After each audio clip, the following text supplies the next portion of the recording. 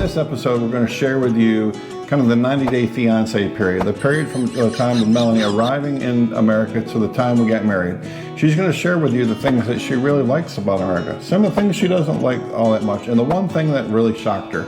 So I hope you enjoy, and thank you for watching.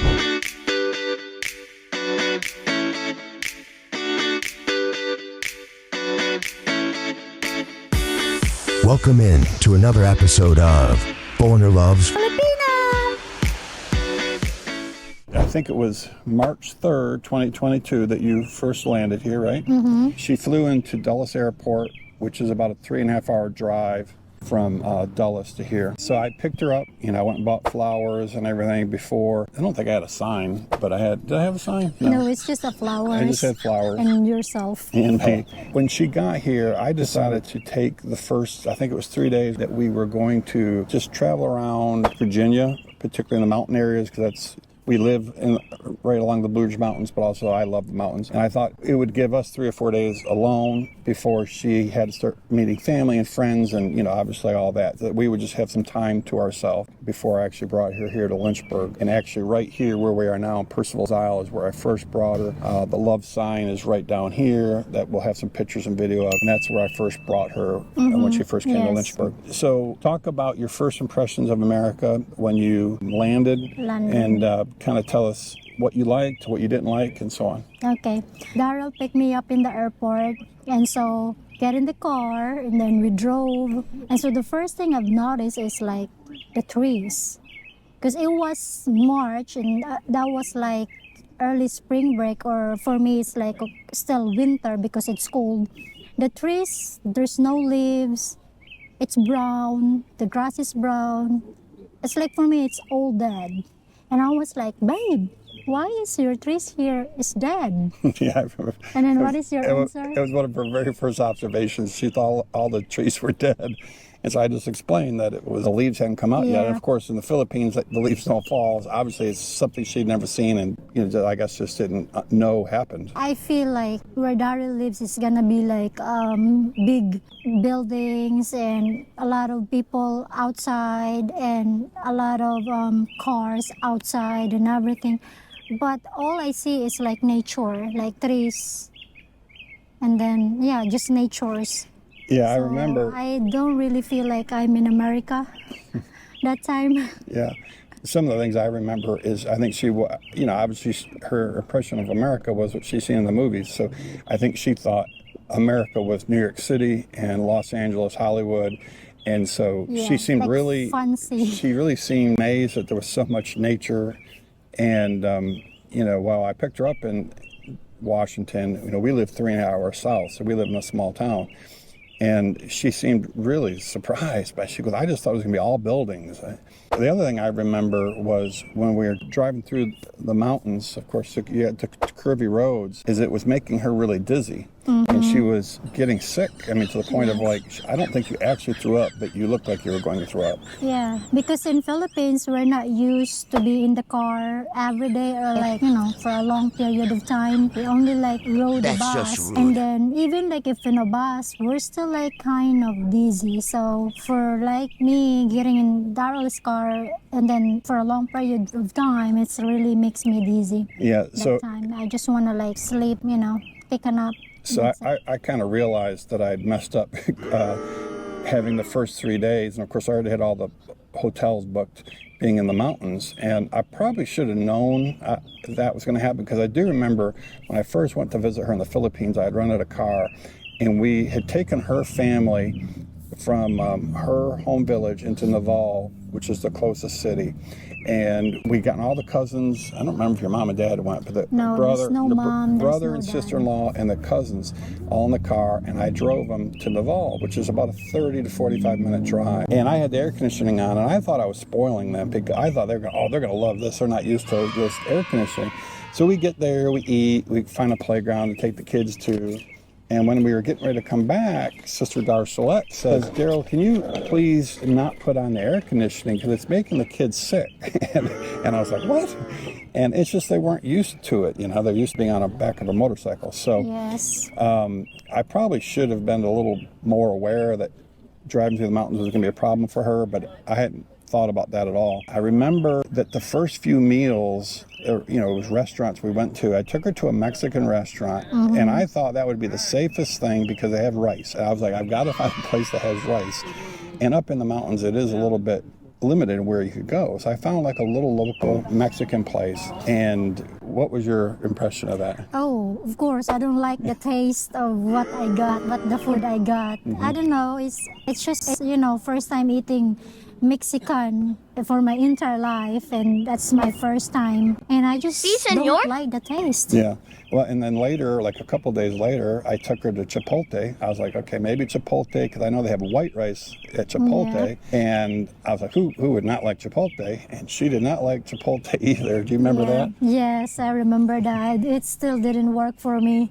I feel like for 1 week, the food here in America for me is like disgust. Yeah, and I remember thinking, I was like, boy, this might be a lot harder than I thought it was going to be if she's having a hard time with Mexican, because that's kind of something like people universally like. But the funny thing is, now she loves Mexican and she loves Chipotle. Like Chipotle, she's like, hey, can we go to Chipotle? And so it didn't really take that long, I think, for you to adjust. But those first few weeks, it really was hard to find anything that you seemed to like. Yeah, I think that's the adjustment, getting there. But yeah. One of the other things she said to me was we were driving around those first couple of days, even when we were in like the cities, which were really small towns. Out where we were, there were no major cities. But she was like, where are all the people? She goes, I don't see any people. And, I'd never really thought of that, but it really surprised her because obviously in the Philippines, there are people everywhere along the road. Because, especially like if you are in a city, you really expect a lot of people outside. Yes. So, in the Philippines, literally there are houses on the road. And when I say on the road, it's not like in America when they're on the road. Like there, literally you take one step out of your house and you're on the road. So obviously the people are hanging out along the road all the time. They're walking back and forth to the store, and then of course their dogs are laying there like it would be laying in our front yard is their road. And of course I noticed that when I went there, I didn't really think about how that would be different coming here. But that was one of her first observations. She's like, where are all the people? I think she thought America was full of people.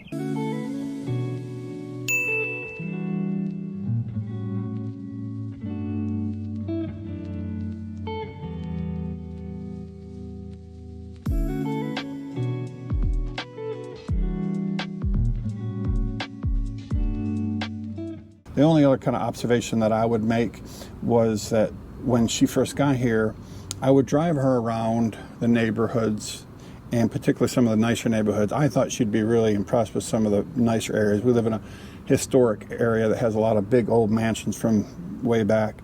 I thought she'd be really intrigued and impressed.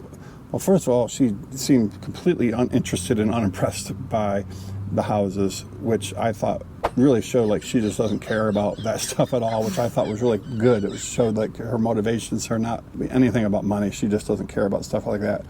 But the other thing I noticed was she kept asking me, is that house made out of concrete or wood? And I'd be like, it's made out of wood. And she kept asking, is that house built out of concrete or wood?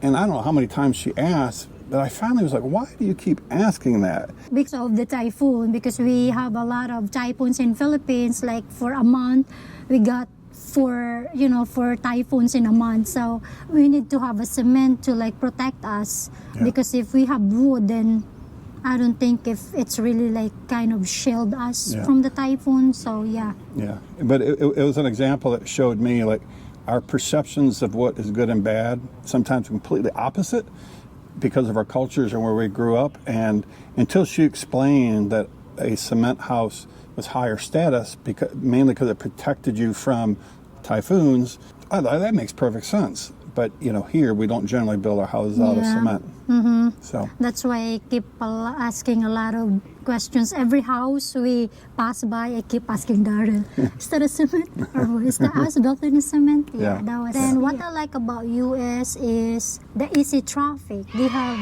easy traffic here. It's well organized. I like it. There's a lot of traffic lights.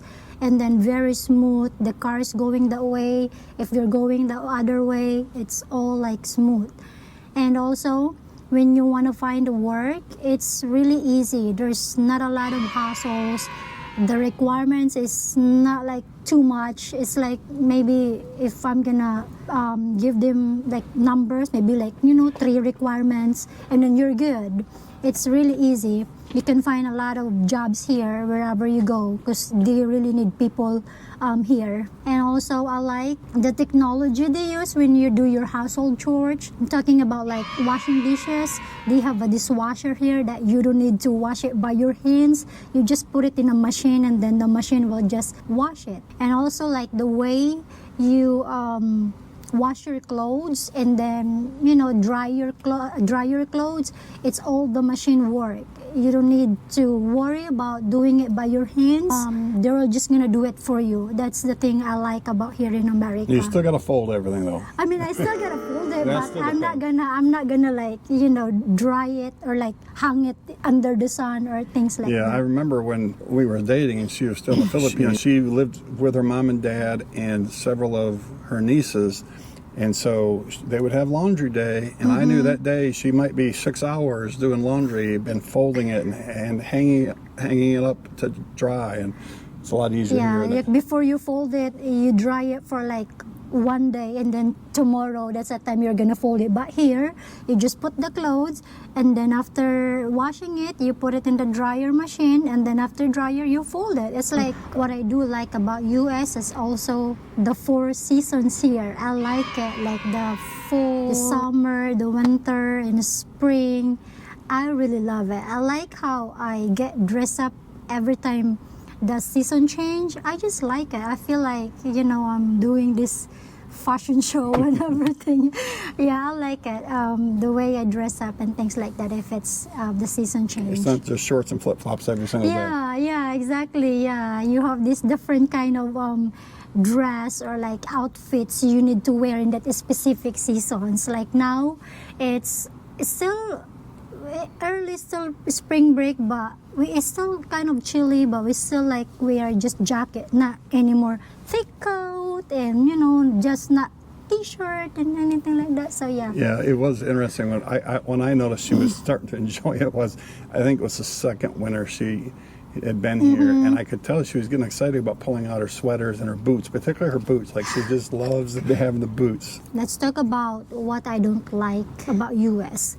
People are just focused on work. They're just like working, and I feel like they don't have time to enjoy life. I mean, me and Darryl's situation, it's different because like we really find time to travel, to go somewhere else. Like me and my work, I only work 5 days a week, so I have 2 days off, which is Saturday and Sunday, and so we go to a different place. I mean, Well, plus you're a teacher, so you have the whole summer off. You have off time at Christmas and spring. Yeah. Well, actually, next week is spring break. We're going down to Miami to meet my son. So she works way less than most Americans do being a teacher. Yeah, but that's what I noticed here. Like people are just like more focused on work. I feel like they forget life already, like how beautiful life is or how enjoyable life is, and that's what kind of feel sad about it. Because in Philippines, it's not about like just work. Like we work at the same time we enjoyed it. After work, like we hang out with friends like almost every night or like almost every after work. Why don't you talk about the differences in Filipino parties or get-togethers and American parties? Oh yes, like in Filipino party, we do a lot. Like, we eat, we talk a lot. Like we're so loud. We have a karaoke, and at the same times, if we still wanna like have really really fun, we find games and everything. But then in American party, it's different. For me, it's boring. I don't find it fun. It's just like, eating, and then they're not loud. If they're like talking, if there's one people talking, he's the only one talking. You're not gonna like talk over him because, they're not gonna understand that people talking. But in Filipino party, everybody's talking.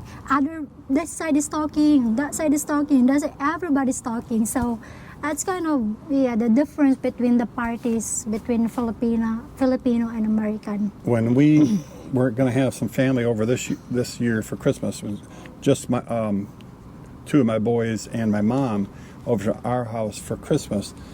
I told her, I said, make it a Filipino Christmas. Do it the way you would do it, so that because she was actually kind of dreading doing it, because she's like, wow, you guys don't have any fun. And I was like, well, do it the way you would do it. So she created a bunch of games and a bunch of prizes, and I told her, I said, my family would love that. They'll have a lot of fun with it.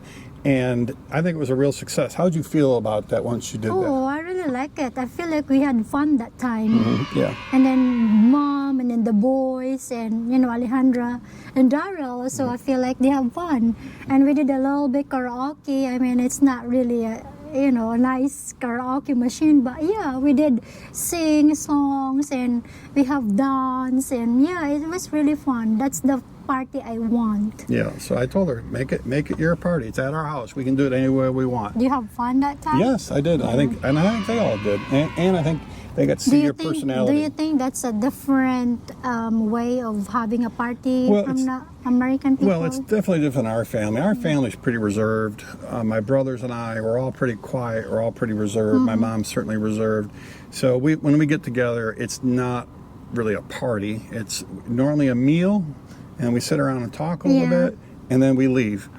And I know that's something else she's commented on, is that when you guys get together, it's just for an hour or two. When we get together, it's like an all-day thing. The all-day thing, yeah. That's what I asked Darryl, like, why is it just like 1 hour? Like, you just see your family for like once in a month or twice in a month, but you just spend 1 hour? It's like crazy. But then in Philippines, we get to spend every weekend there, but we still want to spend the whole day, for a long period of time with our family. That's how like family important there in Philippines. I mean, I can't say that family here in America is not important, but it's just like weird, a short period of time. Well, and some of it's dynamics of my family. All the American families are like that, where they hang out the whole day. Our family's just really never been like that. So when she got here, we had 90 days to get married, or else she had to fly back to the Philippines. So we got married on May 17th of 2022. We actually got married right behind us, standing in front of this church. We did not get married in the church. The courthouse is right here. We got our papers. We had a priest meet us here and married in front of this church. It's on Monument Terrace. We'll show you some of Monument Terrace in some of the videos. But we got married here. It was a simple wedding with just my mom and boys and 2 or 3 friends that were here. We did not plan to have a reception, but our friends ended up actually throwing us a small reception. And so that was really nice. We really appreciate Sherry in particular. I think she kind of headed that up, but everybody participated in it. Our friend Tommy drove her here in his Corvette, and so that was very, very nice. She looked absolutely beautiful and stunning that day. And I can really like tell that Darryl's friends are very supportive of our relationship, because they really help us. So when Darryl's friends, Tommy, getting me in the car just to drive me here to get in our wedding place, and then Sherry find me dresses and then do the reception after that, and Sarah, who is our videographer, camera girl, and they're really supportive about it.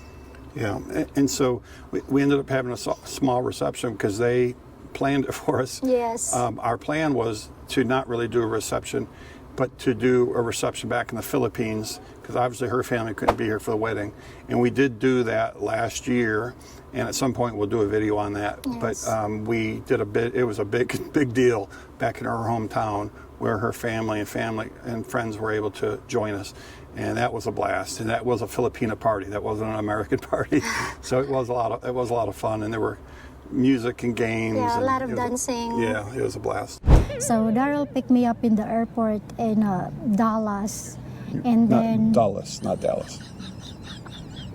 I thought you said Dallas. I'm sorry. I said Dallas. Okay. That's whatever. I'm sorry. So Dallas to here. Darryl, And gnats. No, I feel like this is not the best place for us. Like this, the sun. I'm not in my. All right, just wait there, that motorcycle. All right, what's wrong? I don't know. I'm not in my. The language now is not working. The language isn't working. The English is not working.